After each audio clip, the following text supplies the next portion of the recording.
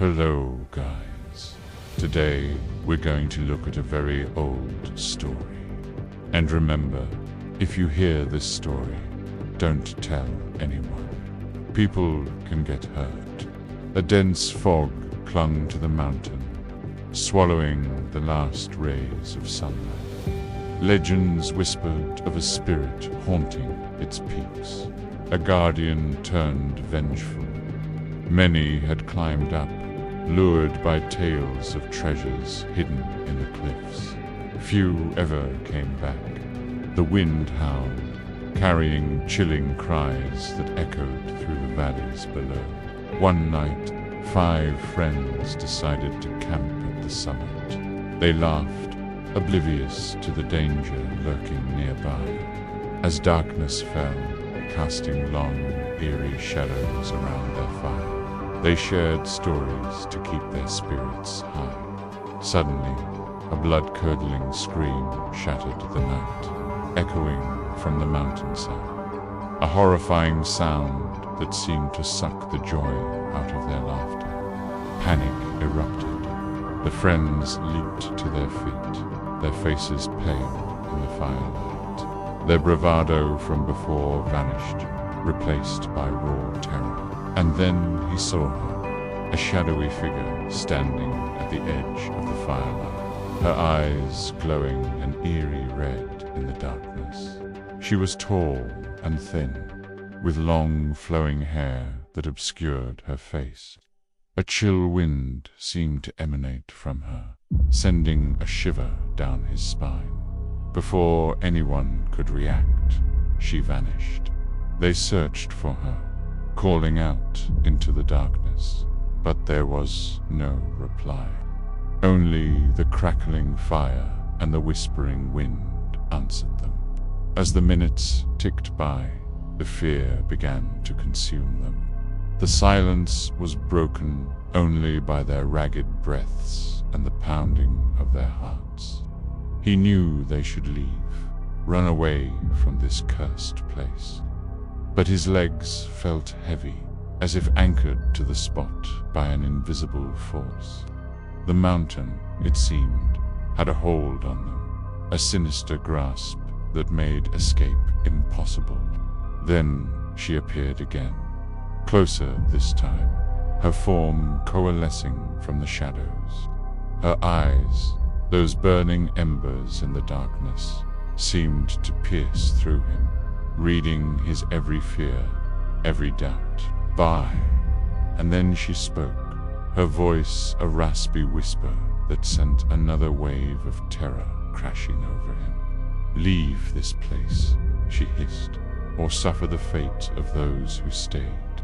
Her words were a venomous whisper, slithering into their minds, amplifying their dread. But the fear that had frozen them a moment before was now replaced by defiance.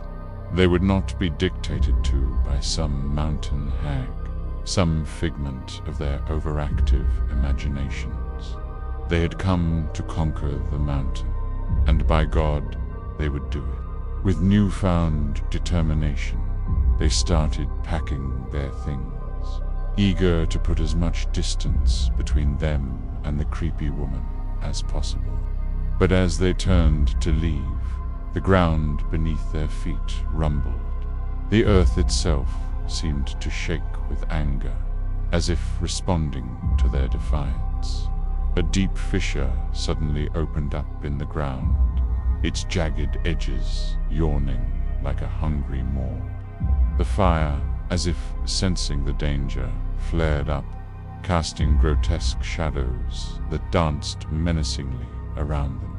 The air grew thick with the smell of sulfur, making their eyes water. And then, as if emerging from the depths of hell itself, a massive, gnarled hand burst forth from the crack, its fingers like crooked tree roots, reaching, grasping. One of the friends screamed, stumbling backward. He slipped, his foot catching on a root. As he fell, the hand shot out, snatching him in a vice-like grip. He cried out, his screams echoing in pain and terror. His friends watched helplessly as the earth rumbled again, swallowing him whole. The trembling earth spat him out, flinging him into the darkness beyond the firelight. He lay still, his face contorted in a mask of pain and fear. The others screamed his name, rushing to his side. But when they turned him, they saw that his eyes were glazed over, his skin ashen. He was dead. The horrifying tableau was like something out of a nightmare that had become all too real. The girl looked at the scene, her face pale, her eyes wide with horror. Her friends were brave, maybe even foolish, but she was scared. She wanted to run, to escape the oppressive dread that seemed to permeate the very air around her. But before she could utter a word, the same gash in the earth opened up again, and the stench of sulfur filled the air once more. The monstrous hand emerged, reaching for her. She screamed, scrambling back, but her foot caught on a rock, and she fell. The hand closed around her ankle, pulling her toward the gaping abyss. She kicked and screamed, but her efforts were futile. The hand, like the mountain itself, seemed unyielding. With a final surge, it yanked her into the darkness, leaving behind the echoes of her terrified screams.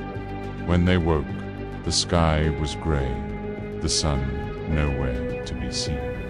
The wind moaned through the trees, carrying with it the scent of rain and the memory of screams. Fear, thick and suffocating, hung in the air. They were alone, their numbers dwindling with each passing moment. He forced himself to his feet, his heart hammering against his ribs. He had to get out of this place, away from the malevolent presence that seemed to ooze from the very pores of the mountain. The thought of staying another minute, another second, was unbearable. He stumbled forward, crashing through the undergrowth, desperate to put as much distance between himself and the nightmare they had stumbled upon. Behind him, he heard another scream, raw and full of terror.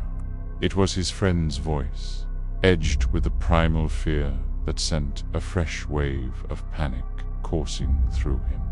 The forest was a blur, the trees looming like distorted giants, reaching out to him with gnarled hands. But he didn't care. He ran, driven by the instinct to survive, to escape the clutches of the mountains. He burst out of the tree line, gasping for breath, his lungs burning.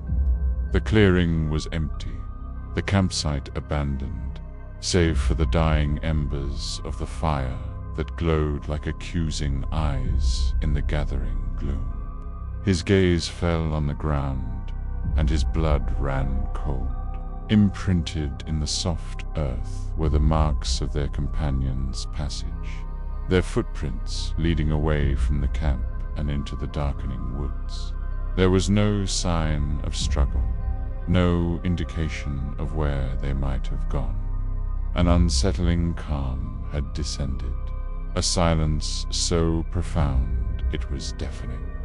The wind, which had been their constant companion, mocking them with its mournful song, had died down. Even the birds had fallen silent, leaving an eerie stillness that pressed in on him from all sides. As darkness fell, wrapping its icy fingers around him, he felt a growing sense of dread. Something was terribly wrong. Their footprints had vanished into the twilight, offering no clues to their whereabouts. Fear coiled in his stomach, tightening its grip with every passing moment. Where were they? Had they escaped the mountain's grasp, or had they simply vanished into its dark embrace? In the morning light, when he returned to the clearing, he found only footprints in the soft earth, leading to the edge of the forest and then disappearing. The mountain stood silent, a stoic giant guarding its secrets close. The friends were gone, vanished without a trace, leaving behind nothing but footprints and a chilling mystery. The legend of the mountain grew, passed down through generations, a cautionary tale of greed, hubris, and the wrath of nature. It spoke of a spirit, a guardian of the mountain, who turned vengeful when mortals dared to trespass and seek its hidden treasures.